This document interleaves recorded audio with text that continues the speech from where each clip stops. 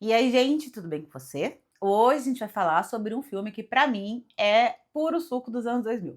É um filme que eu gostava muito na adolescência e eu reassisti recentemente pra trazer aqui pra vocês. E esse filme tem tudo. Ele tem teoria da conspiração, ele tem empoderamento feminino, ele tem saltos altíssimos transparentes e ele tem uma mensagem pró-minorias, pró-diversidade que, paradoxalmente, de um jeito bem torto, acaba ferindo essa mesma diversidade que eles dizem defender. Mas para a gente entender que as coisas não mudam da noite para o dia, né? A gente pensa na história como uma questão muito linear, mas todo o avanço de uma discussão, de uma pauta social, ele começa de algum lugar e eu acho que esse filme deixa isso bem claro. Então, hoje nós vamos falar sobre Josie e as Gatinhas. Será que ficou bom? Minha roupinha dos anos 2000?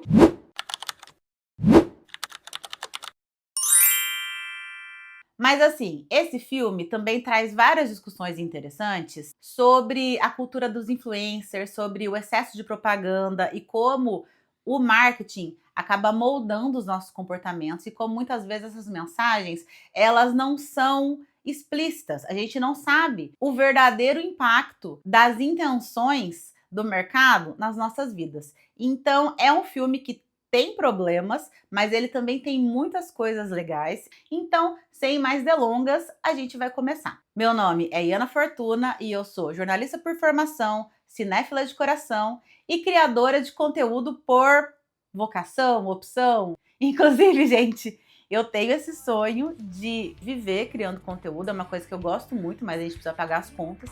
Então, se você gosta de fazer análises sociais, históricas, a partir do audiovisual, me segue, comenta aqui, se inscreve no canal.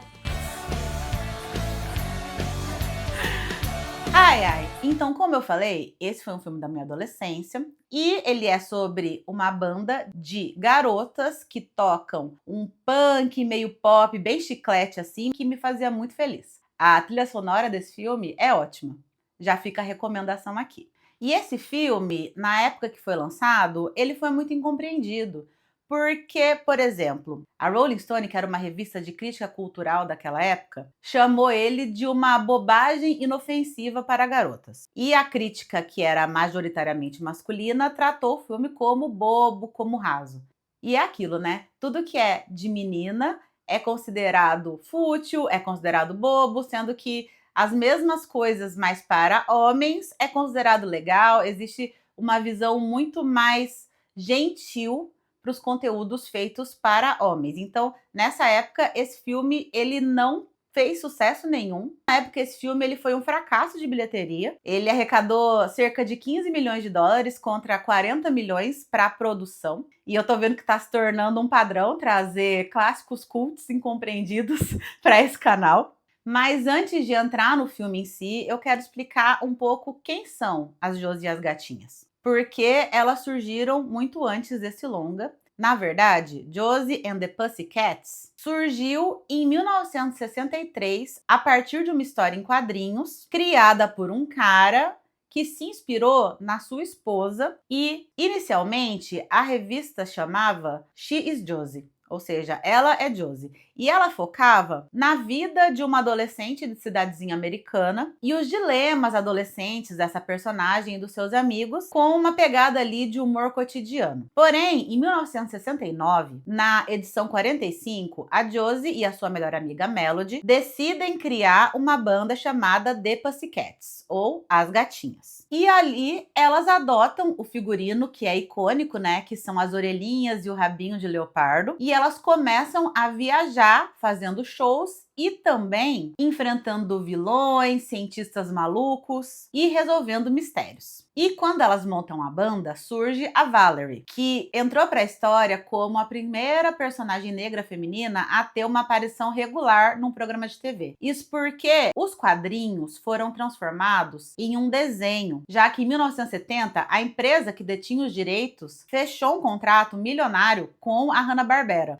Então, vamos ao filme, lembrando que aqui a gente gosta de spoiler, se bem que quase 30 anos depois do lançamento desse filme, não dá mais para ser considerado spoiler, né? Mas se você prefere assistir o filme antes, vai lá e depois você volta para ver as análises. O filme, então, ele começa com uma cena que era muito comum nos anos 2000, que foi a época das boy bands. E a banda do filme é fictícia, ela chama Du Jour. E é composta por metade do elenco masculino das Patricinhas de Beverly Hills.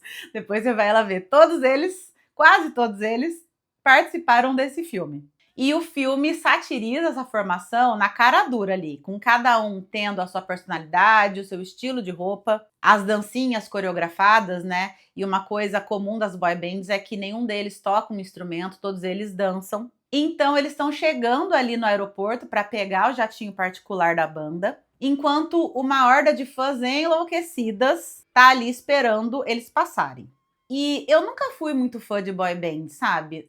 Na minha adolescência, eu curtia mais rock nacional. Então eu gostava muito de Engenheiros do Havaí, Nando Reis, Capital Inicial. E as minhas influências musicais basicamente foram meu pai e meu tio, que gostavam muito de rock, trilhas sonoras de filmes, minha professora de piano, que eu já comentei aqui, que me ensinou sobre música clássica, e a minha mãe e o seu Pedro, que me ensinaram a gostar de sertanejo raiz. O seu Pedro, ele gostava muito de tocar viola, então eu guardo essa memória com muito carinho, que nas noites de domingo, principalmente, eu ia dormir escutando ele tocando a viola dele. Mas enfim, por que eu tô falando isso? Porque eu não entendo muito bem essa reação muito doida das fãs de boy band, esse fandom que hoje em dia acontece muito, né, com os fãs de K-pop, por exemplo. Eu não entendo, mas eu respeito. E nesse filme, as fãs, como eu falei, elas estão perdendo a sanidade ali. Elas estão chorando, elas estão gritando. Tem até uma moça vestida de noiva ali com um cartaz "Case Comigo".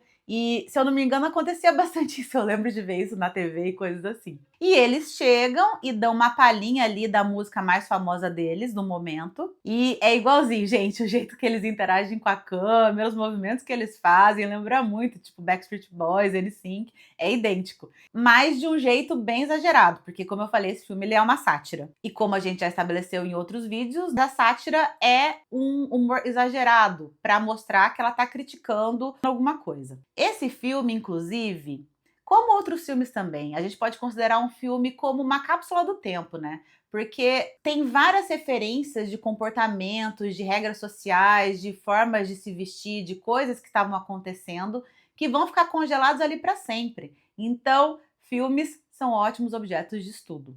E um dos pontos legais desse filme é que ele vai criticar o comportamento de consumo da época. E ele faz isso através de uma referência absurda às marcas. Então, tudo tem propaganda. Dentro do jatinho, para onde eles vão, tá tudo decorado. Copo, parede, roupa de cama, tudo decorado com marca. E isso acontece em vários outros momentos do filme. Nos quartos de hotéis que elas vão também.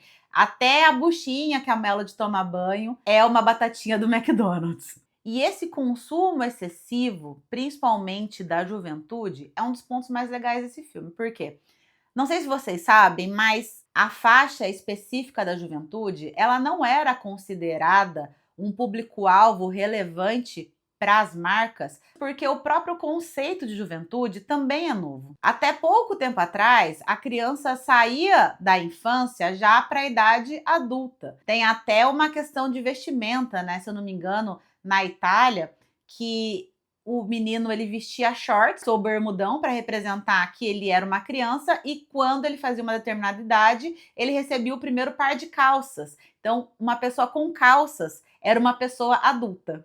Eu não lembro direito de onde que eu tirei essa informação, essa curiosidade, mas existe, tá? Depois, se vocês quiserem, vocês podem pesquisar. Se alguém souber, vocês me contam aqui nos comentários. E foi só depois da Segunda Guerra, lá pelos anos 50, que surgiu o termo adolescente, né, teenager. Porque pela primeira vez os jovens ganharam autonomia financeira. O sistema educacional também foi reformulado e eles tinham mais tempo agora para lazer. E eles tinham também os ícones musicais, por exemplo, Elvis, que ajudavam a moldar os comportamentos.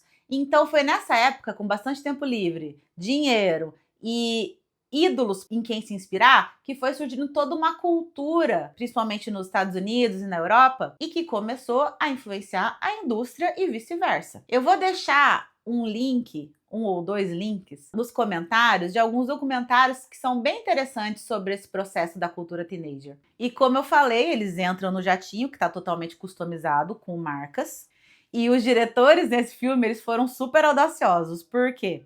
Normalmente, para uma marca entrar num filme, ela paga. E nesse caso aqui, foi tudo de graça. Então as marcas acharam que ia ser uma propaganda positiva. Então eles autorizaram para elas aparecerem. Mal sabiam eles que ia ser um incômodo extremo visual, justamente para mostrar o ridículo dessa situação.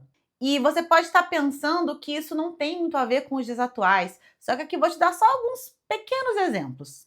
Quando você abre um site de notícia e aparece 50 pop-ups com slogan de propaganda, quando você tem que fazer qualquer tipo de cadastro, você tem que deixar seu e-mail, você começa a receber milhares de e-mail também de propaganda. Os anúncios pagos, né? O próprio algoritmo, as empresas gastam milhões hoje em dia para ter visibilidade na internet. Os streamings, que hoje em dia está praticamente impossível você assistir qualquer coisa no modo mais básico. Você paga pelo streaming e você tem 50 propagandas, às vezes as mesmas propagandas, né? Vídeos do YouTube também. Então você às vezes assina o Premium e ainda assim eles dão um jeito de enfiar propaganda. Eu fui assistir uma esses dias, eu não lembro qual que foi o streaming, mas era um filme de 1h30 e tinha, juro, 6 propagandas. A cada 20 minutos tinha uma propaganda. Então, assim, qualquer semelhança com o que a gente vive hoje é mera coincidência. E nesse filme em 2000, eles fizeram isso de uma forma exagerada para ver se criava algum tipo de conscientização. Mas hoje a gente está vivendo nesse mesmo mundo, no mundo que eles previram, né? Só que na vida digital. Mas beleza, vamos voltar pro filme. No avião, eles estão repassando a agenda, né, com o agente deles, que eles ficam fazendo várias picuinhas entre eles mesmos e é o agente que tem que intermediar. E o agente tá entediadíssimo e ele vem acompanhado de uma trilha sonora bem vilanesca, assim, bem caricata. E os membros da banda estão ali debatendo sobre coisas frívolas, né? Mas em um determinado momento eles falam com a gente que eles acharam uma coisa estranha numa das faixas do CD deles. Sim, naquela época era CD ainda, a gente era Discman. Então, o agente, que se chama Wyatt, eu acho que é assim que se pronuncia, tá? Se não for assim, vocês me corrigem aí. Ele faz uma cara de paisagem ali, fala que vai resolver, e ele vai pra cabine do piloto e fecha a porta. E daí, quando ele chega lá na cabine do piloto, a gente vê que ele já fez isso antes, que o piloto, ele já começa a mexer com os comandos ali, o Wyatt pega uma mochila de paraquedas e fala pra ele, joga esse avião contra o barranco. E os dois pulam, aí os 4 membros da banda, eles estão ali conversando, brigando ainda, eles falam, nossa, não vai o Wyatt pela janela? E daí, tipo, a cena muda, o Wyatt tá pousando perto de uma floresta e a gente vê, tipo, o avião viu e pum, uma explosão. E o piloto pousa e sai andando e o Wyatt pousa todo pleno, ele abre o celular assim, que era aquele celularzinho de abrir e fechar, que deixava tudo muito mais dramático, né? Ele começa a conversar e fala que eles precisam de uma nova banda. Simples assim.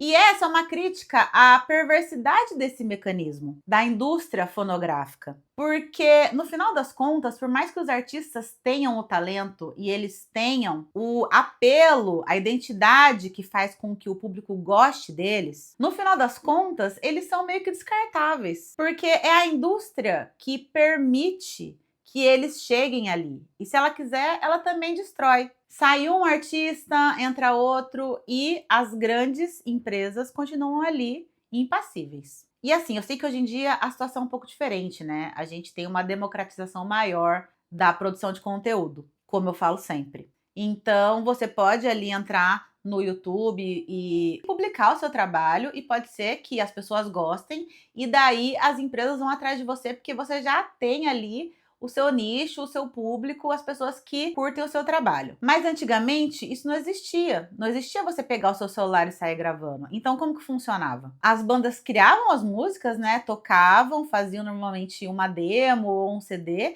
e levavam para as gravadoras e ficavam ali na expectativa de que elas fossem chamadas, de que os empresários decidissem investir neles. Porque basicamente são eles que têm os contatos, são eles que têm o dinheiro, são eles que têm os recursos, né, e os meios para ajudar essa banda a decolar. Então, no final das contas, era basicamente um grupo seleto de pessoas com interesses muito próprios que decidiam quem ia fazer sucesso ou não. Claro que eles levavam em conta o que o público queria, né? porém até certo ponto. Então, antes de mais nada, você precisa agradar essa parcela privilegiada, que são o filtro, né, que são o porteiro. Na comunicação a gente tem uma teoria, né, chamada gatekeeper. No caso do jornalismo é porque parte do princípio que o jornalista seria o porteiro das informações, então quem seleciona o que vai entrar ou não para a matéria é uma pessoa com toda a sua subjetividade e, consequentemente, isso vai influenciar na interpretação das pessoas, porque se você tem só uma quantidade ali de fatos para você chegar a uma conclusão, você vai chegar numa conclusão.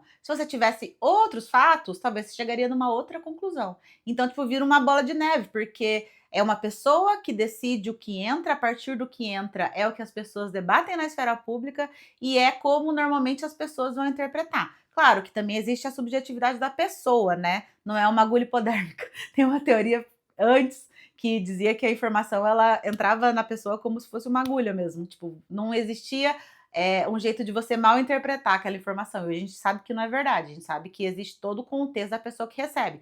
Porém, ainda assim, quando você seleciona o que entra e o que não entra, você induz, você manipula de certa forma como as pessoas vão receber aquilo ali. E o avião cai muito próximo de uma cidadezinha chamada Riverdale, que é onde a Josie e a Melody e a Valerie moram. Elas são 3 amigas que moram juntas, né, numa casa toda customizada ali, porque elas são muito criativas e elas também não têm muito dinheiro, todas elas trabalham em trabalhos informais para se manter.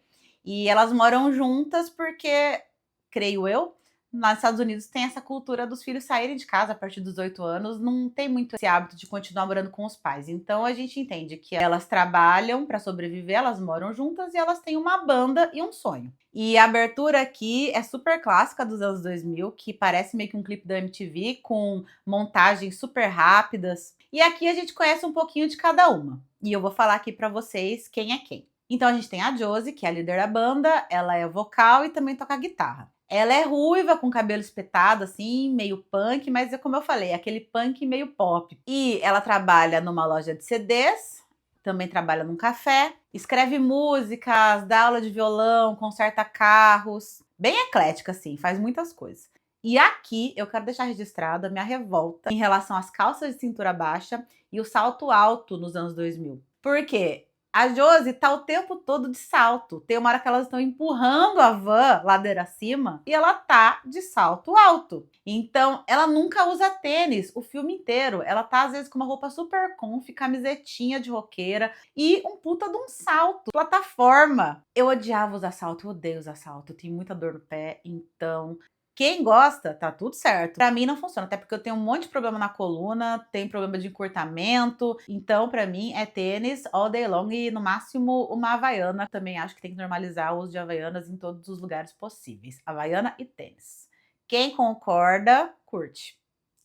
Aí a gente tem a Val, que é a baixista, ela é extremamente inteligente, um pouco mais combativa, a mais racional do grupo, e ela gosta muito de esportes, então ela trabalha numa loja de tênis, daí também tem umas imagens dela fazendo um bico como Papai Noel numa loja de final de ano, e ela também faz projetos para causas sociais, então ela lê para crianças, ela faz arrecadação de alimentos. E daí nós temos a Melody, que é a baterista. E esse filme coloca ela como uma pessoa extremamente ingênua, quase infantil, o que traz um certo desconforto e tem umas piadas ali que hoje em dia envelheceram muito mal, então não precisavam ter feito isso com ela. Mas se você não aprofundar muito na crítica, passa. Porque a história é sobre elas, sobre a amizade delas. Então, ela ter essa personalidade um pouco mais infantil não é necessariamente um problema. E nessa cena do começo é muito engraçado, porque ela tá segurando tipo um cartaz numa esquina da cidadezinha, dizendo: buzine se você gosta de abraços, depois buzine se você gosta de filhotes, depois buzine se você gosta de gatinhas, só que gatinhas em inglês é Pussycats. Só que tem um poste cobrindo a parte do cats, então fica só Pussy, que são as partes femininas, né? Então os caras começam não só a buzinar, como bater um no outro, e ela sai, tipo, desesperada, assim, porque ela não entende o que aconteceu. Então elas moram juntas, e como eu falei, elas têm essa pegada de criatividade e de customizar as coisas, né? Elas não têm muito dinheiro, então existe aí uma relação muito profunda entre falta de recursos e criatividade, né? Quanto menos você tem, mais você precisa buscar soluções. E eu acho que esse detalhe é muito importante porque as orelhinhas e os rabinhos são customizados. Pegaram uma coisa que era dos quadrinhos e eles trouxeram para o filme e eles conectaram os pontos. Então consegue conectar muito bem a personalidade delas ao fato delas quererem usar esse figurino. Não fica um fato vazio, jogado, ele dá uma profundidade maior, então você compra a ideia. E a trilha sonora é um dos pontos altos, como eu falei, porque no desenho é um rock parecido com os Beatles, mas nesse filme é um punk meio de garagem, com guitarras distorcidas, uma bateria um pouco mais presente, e ele é mais alternativo, e ele foi inspirado em outras bandas femininas da época, inclusive a vocalista de uma banda, que é a Letters to Cleo, que, se eu não me engano, ela também tem uma participação em 10 Coisas que Eu Odeio em Você. Se você gosta desse filme, comenta aqui pra eu trazer pro canal, porque eu gosto muito e eu quero muito falar sobre ele. E é ela que faz a voz da Josie cantando nesse filme. Então, eles buscaram ali se aprofundar um pouco nas referências do punk feminino naquela época. Então acontece essa montagem e elas estão tocando ali com muita energia, mas assim que termina a música, a gente vê que elas estão numa pista de boliche, que ninguém tá prestando atenção nelas. E, inclusive, dos $20 que elas ganham, elas têm que deixar 15 ali, porque elas tiveram que alugar o sapato. Então, a gente vê que a vida delas, que a carreira musical delas não tá indo bem. Tanto que quando elas estão carregando a van, chega o grupinho popular da cidade, que todo filme dos anos 2000 tem um, e nesse caso aqui elas estão vestindo roupas da do Jur. Porque normalmente essas personagens, elas representam o status quo, né? Elas representam aquilo que é o padrão. E elas consomem absolutamente tudo da banda. Então elas se acham melhores do que a Josie, a Val e a Melody, porque elas pertencem. Mesmo que isso signifique não questionar. Aí chegam os personagens, e assim, gente, tem personagens aqui que eles existem basicamente porque eles também existiam nos quadrinhos. Então o Alan M é um desses, tá? Que ele é o interesse amoroso da Josie. No desenho, ele é o empresário delas e é um dos motes principais da trama, porque a Alexandra, que é a grande vilã, ela meio que compete com a Josie pelo amor desse cara.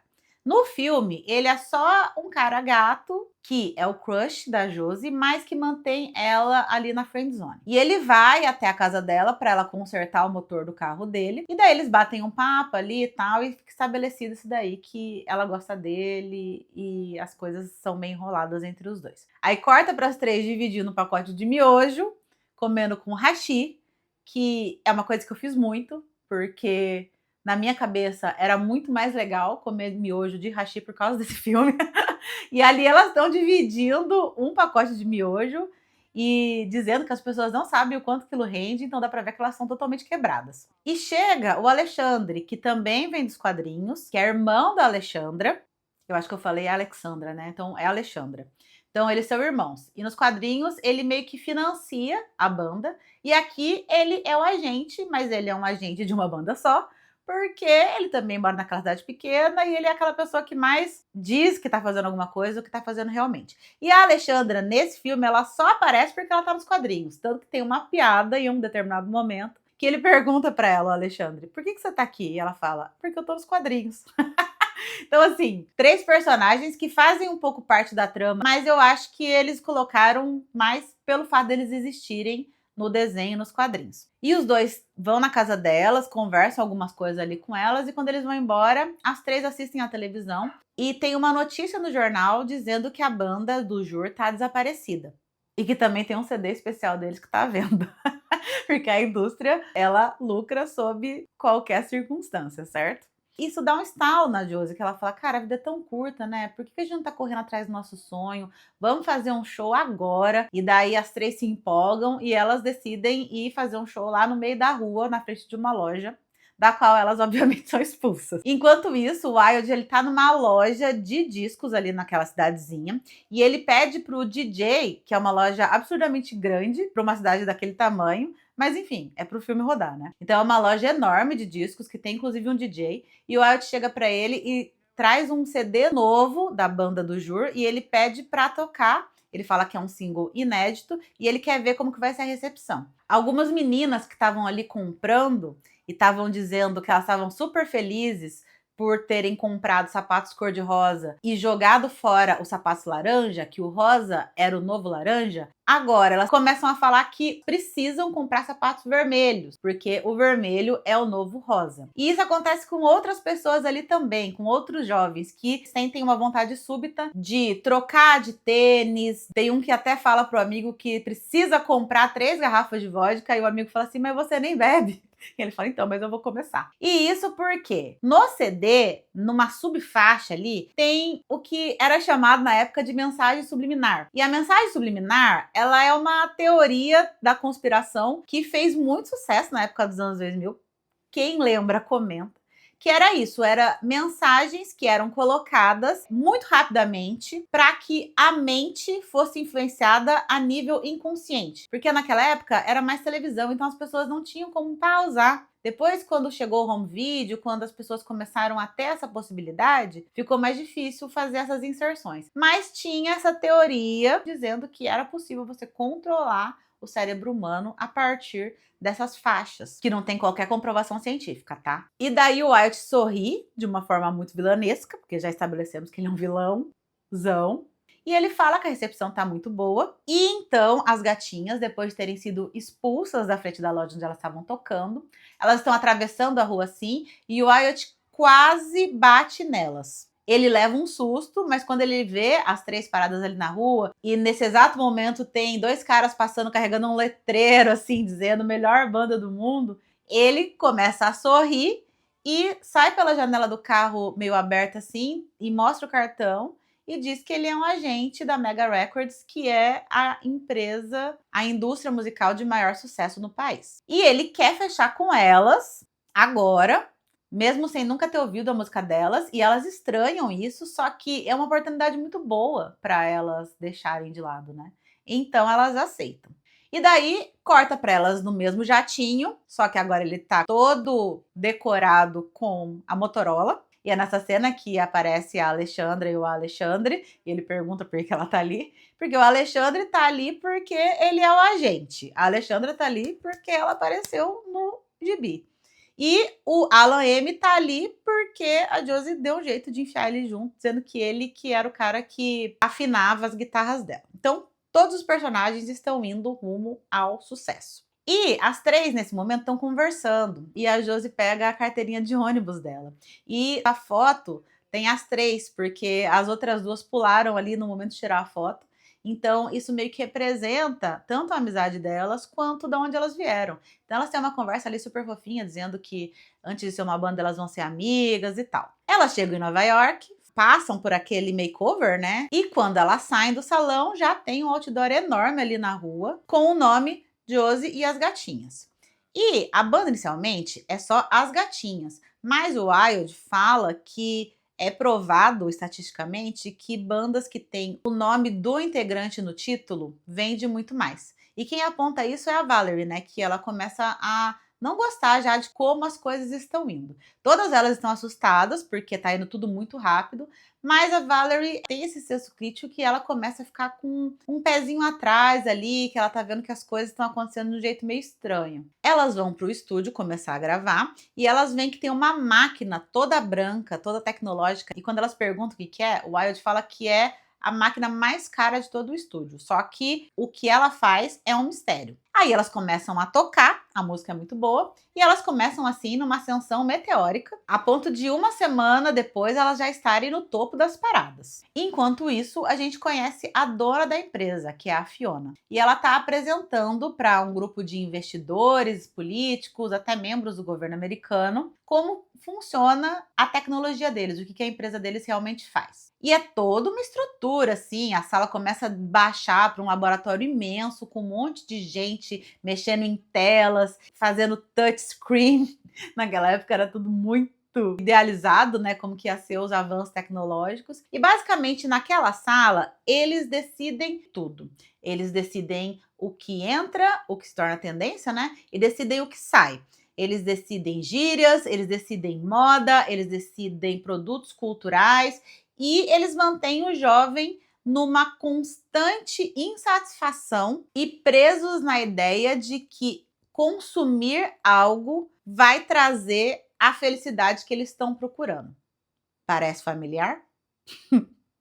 Então, basicamente, eles usam as músicas para influenciar os jovens a comprar. É uma visão exagerada de um processo que, se você for pensar bem, acontece inclusive nos dias de hoje. Porque a gente está o tempo todo acessando conteúdos que nos deixam insatisfeitos, seja pelo estilo de vida de uma pessoa, seja por um produto que a gente nem sabia que existia, uma novidade que está lançada no mercado e que parece que vai facilitar muito a nossa vida, ou que parece que cria uma necessidade que até 2 minutos atrás a gente nem sabia que a gente tinha. E isso tudo, todos esses estímulos, toda a estrutura, a arquitetura das redes sociais mexe profundamente com os nossos gatilhos psicológicos. Tanto que no marketing de hoje em dia nem precisa de mensagem subliminar. Existe na própria psicologia gatilho de escassez, reciprocidade, psicologia das cores, isso está tudo documentado e as empresas usam isso sem qualquer vergonha. A gravadora, então, faz uma grande festa para lançar as meninas e elas chegam nessa festa, mas elas não conhecem ninguém. Elas estão totalmente deslocadas ali, porque elas realmente não fazem parte daquele meio. E quem é o centro das atenções é a Fiona, que ela chega toda dramática numa entrada ali triunfal, com uma roupa fabulosa. E ela se apresenta e chama as meninas para ir para o seu quarto, que é o quarto das meninas. Que é um quarto todo cor-de-rosa, com casa de boneco, ursinho de pelúcia, porcaria para comer e tudo meio criança, meio adolescente, uma coisa meio rebelde assim. E ela senta na cama e chama a Josie para sentar do lado dela, porque segundo ela, tá na hora das meninas fofocarem. E essa cena me dá um gatilho, porque é impossível não lembrar como foi foda viver nos anos 2000. Porque, basicamente, o que ela quer conversar é sobre o quanto ela é mais magra que a Josie, quantos quilos ela pesa, quantos quilos a Josie pesa. E parece tão ridículo agora, sabe? Mas realmente era muito real. Era algo que, de verdade e profundamente, preocupava as mulheres, principalmente as adolescentes. Não que hoje ainda não preocupe, mas naquela época a pressão era absurda, era desumana, vinha de todos os lados, de todos os meios de comunicação, vinha da sociedade, vinha da família.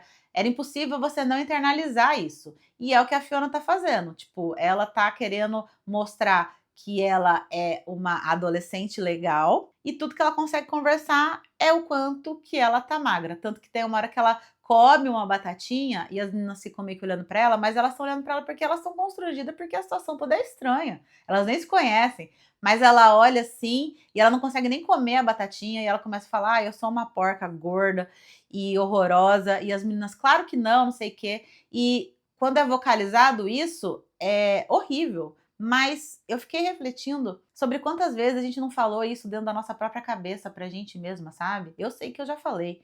Então, a ditadura da beleza feminina já esteve em lugares perversos. Só quem viveu sabe.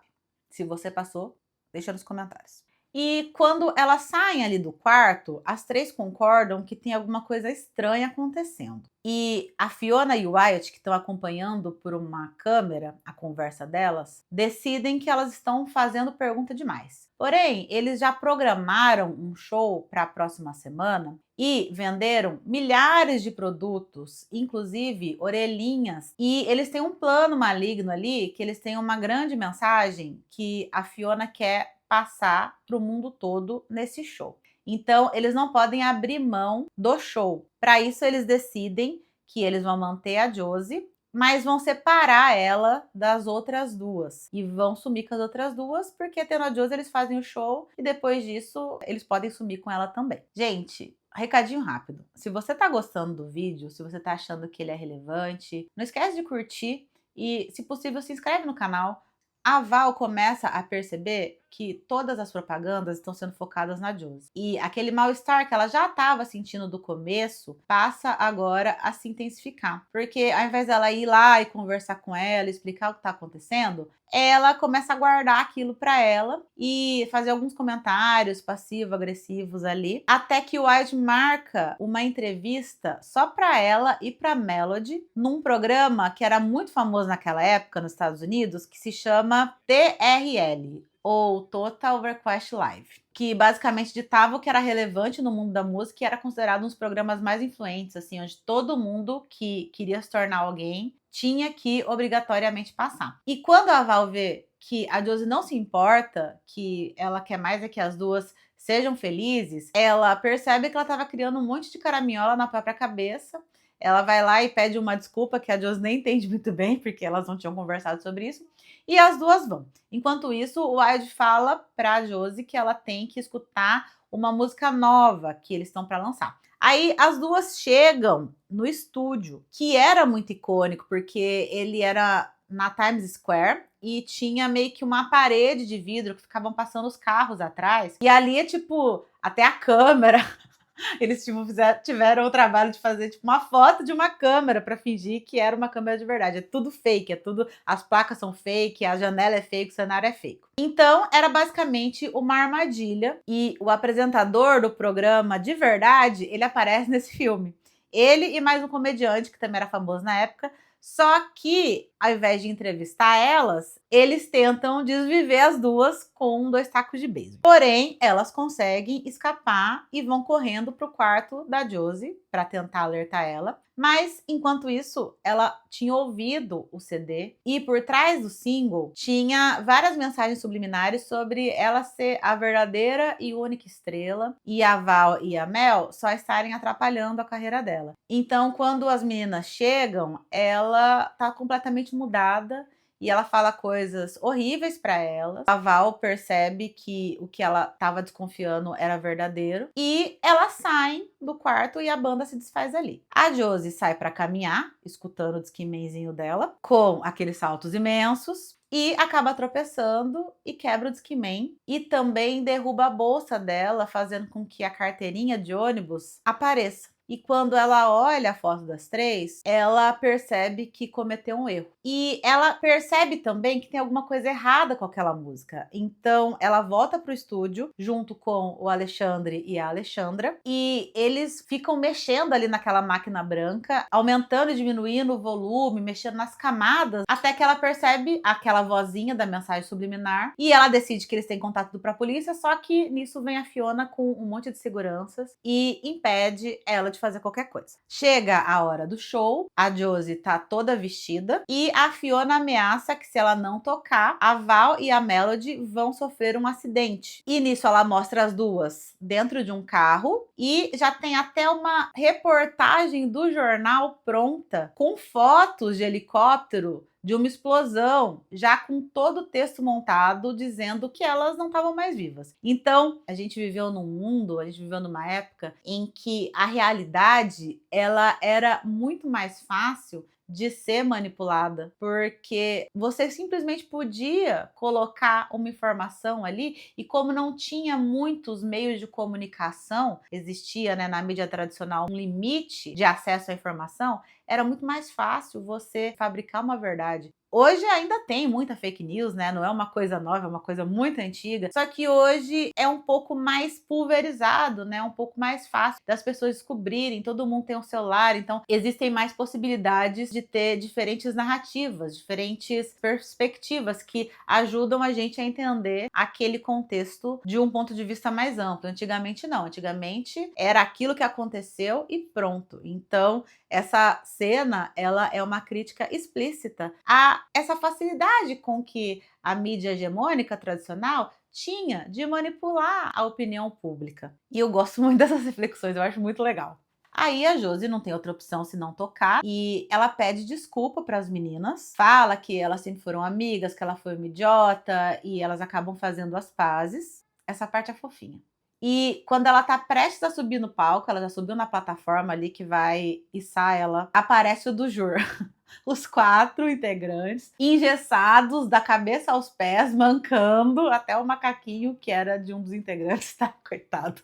Também tá todo engessado. E eles explicam que, na verdade, o avião pousou numa boa. O problema foi que ele pousou num estacionamento do Metallica e que os fãs arrancaram o couro deles. Enfim, por isso que eles demoraram tanto para aparecer, mas eles estão vivos. E com essa distração, enquanto ele tá dando esse discurso, a Josie foge e ela vai lá desamarrar a Valerie e a Mel. E a Fiona fica irritadíssima, manda os seguranças irem pra cima delas, e daí todo mundo acaba saindo na porrada. A Josie vai pra cima da Fiona, a Valerie vai pra cima do Wyatt, e a Melody é faixa preta, ela é muito boa no karatê, então ela acaba com os seguranças. E no meio da bagunça, a Josie pega uma guitarra e dá na máquina branca, que faz o dispositivo pifar, e todo mundo escuta qual era a grande mensagem que a Fiona estava programando para esse show, que é um show absurdamente grande. Inclusive, já está lotado com todo mundo usando as orelhinhas que eles venderam.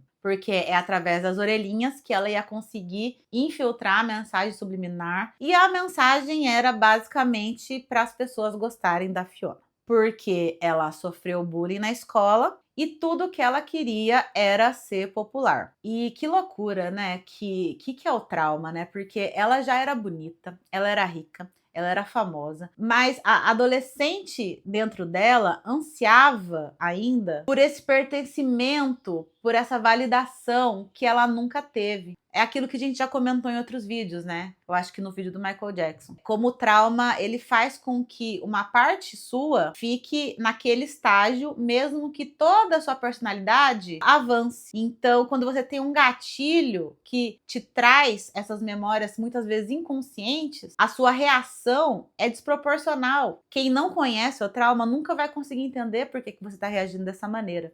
E daí, aqui, o filme desanda. Aqui o filme caga, aqui ele mostra mesmo que ele é um filme antigo, extremamente datado, porque ele traz várias piadas capacitistas, cheias de preconceito, de extremo mau gosto, porque dele coloca os dois vilões ali como pessoas que tinham sofrido bullying na infância. O Wilde porque ele era albino e a Fiona porque ela tinha a língua presa. E os dois decidem que por isso eles têm que ficar juntos. Mas dentro do roteiro ali dos anos 2000, ele realmente acredita que a mensagem que ele passou era uma mensagem de aceitação, de você se aceitar como você é, porque você vai encontrar alguém que vai gostar de você da maneira como você é. Você não precisa fingir que você é outra coisa. Só que a execução foi bem ruim, então essa é a minha maior ressalva com esse filme. Não acho que precisava ter terminado assim, porque no final das contas os dois são presos igual. E eles podiam simplesmente ter sido presos e ponto. Mas o fato é que finalmente as meninas vão poder tocar a música delas pela primeira vez sem as mensagens subliminares. Então elas sobem ao palco. A Josie pede para que todo mundo tire as orelhinhas e ela fala uma mensagem muito legal, que é: decidam por vocês mesmos. Porque é isso, a gente às vezes acha que a gente tem liberdade de escolha, mas todos os nossos gostos estão sendo influenciados desde o começo da vida. Aquilo que a gente vai achar bonito, aquilo que a gente vai achar legal, aquilo que a gente vai querer, os nossos desejos, né? Os nossos rechaços, tudo isso a gente acha que a gente está formando sozinho, mas não é sozinho. E tem algo por trás, um interesse maior por trás que a gente nem se dá conta. Então, é uma reflexão muito boa. A música do final também é muito boa. E é assim que termina Josie e as Gatinhas.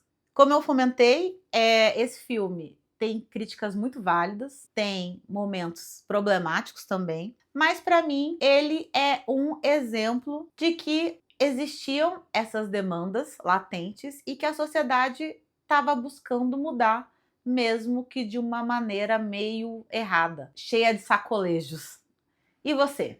Já assistiu esse filme? Gosta desse filme? Não gosta desse filme? Concorda com os pontos que eu trouxe aqui? Discorda desses pontos? Comenta aqui embaixo que eu quero saber. E se você gosta de filmes dos anos 2000, tem vários aqui no canal, então dá uma olhada lá na playlist. E eu vou deixar duas indicações aqui, que é Abaixo o Amor e também A Mentira. Eu acredito que vocês vão gostar. Muito obrigada pela companhia até aqui e até o próximo vídeo.